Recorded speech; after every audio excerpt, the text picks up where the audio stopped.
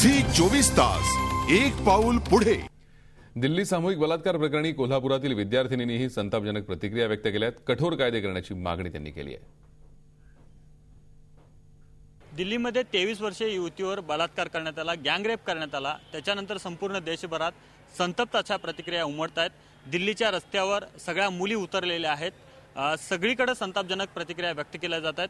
कोल्हापुरातल्या काही युवती आहेत माझ्यासोबत, आपण त्यांच्या प्रतिक्रिया विचारूत की त्यांच्या याबद्दलच्या भावना काय आहेत। मला सांग की दिवसाढवळ्या अशा प्रकारे घटना वारंवार घडत चाललेल्या आहेत आणि दिल्लीचा जो प्रकार आहे तो अत्यंत असा माणुसकीला काळीमा फासणारा असा जो प्रकार आहे, त्याबद्दल तुला काय वाटतंय? मला वाटते की समाजामध्ये पुरुषांच्या पेक्षा महिलांना जास्त मत असतं, पण महिलांना हवे तसे संरक्षण मिळत नाही या समाजामध्ये। याच्याबद्दल काहीतरी कायद्याने काहीतरी बंदोबस्त केलाच पाहिजे। मला सांग की ही जी घटना आहे ती अत्यंत अशी काळीमा फासणारी अशी घटना आहे।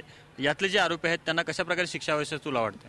त्यांना फाशीची शिक्षा झाली पाहिजे आणि भारताच्या कायद्यांचं काम हे निकृष्ट दर्जाच्या यातून हे स्पष्ट होतं। ही दिल्ली रेप केस ही पहिली केस नसून अशा भरपूर केसेस झालेल्या आहेत आणि त्यांना काही गुन्हा झालेला नाही। त्यांना काही फाशीची शिक्षा जर दिली असती तर ही दिल्ली रेप केस झाली नसती। दिल्लीत झाली ही घटना खूप लज्जास्पद आहे आणि खूप वाईट आहे ती। त्यामुळे त्या आरोपींना फाशीच झाली पाहिजे, त्याच्यासाठी दुसरी शिक्षा असूच शकत नाही। आणि आपले कायदेही पहिल्यांदा आपले कायदेही व्यवस्थित करायला पाहिजेत, कारण आम्ही स्टॉपला उभारलेलो असतो कॉलेजला यायला तरी सुद्धा पाठीमागं पोरं टवाळक्या करत असतात। आम्हाला नेमकं आम्ही जायचं कॉलेजला की नाही जायचं हेच आम्हाला कळत नाही।